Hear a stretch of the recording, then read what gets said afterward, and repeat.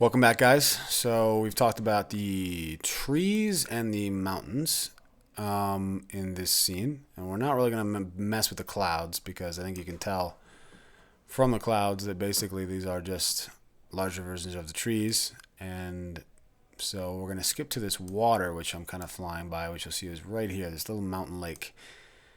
And what's cool about it is actually we get reflection and we get a little bit of movement going on in there, which is hard to see, but if our scene was not meant to be in miniature, you'd much more easily be able to see the action that's going on down there in that water, and it's just enough to kind of give it a real cool, realistic look.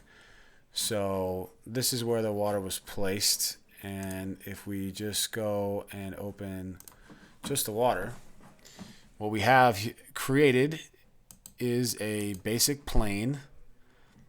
All right. And we've removed the Phong tag, obviously, and we've added a displacer to it.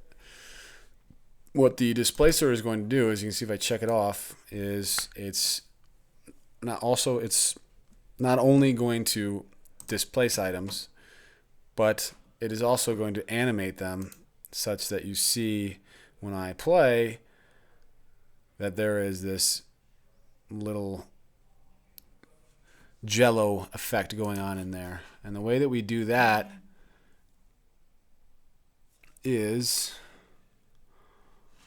well, first of all, we can mess with the strength too if you want to make it a real crashing ocean, or it's just a calm little mountain lake. So I think we were at 37% because we are a little mountain lake.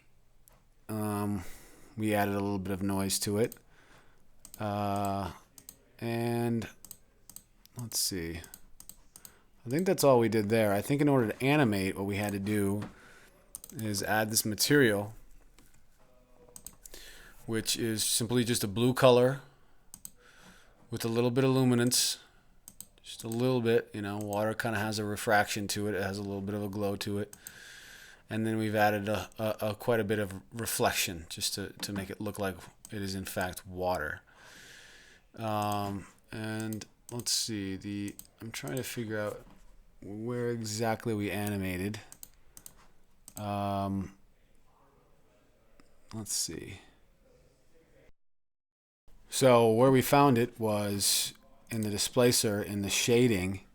You see we have this black and white noise, and you don't really need to mess with this.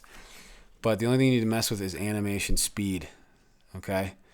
So if you want to make your waves a lot faster, but unnaturally fast, you would go much above that. But stay around 1 in the animation speed, and that will give you this kind of an animation. You can see if we go really fast, we've got now this jello-y, jiggly effect.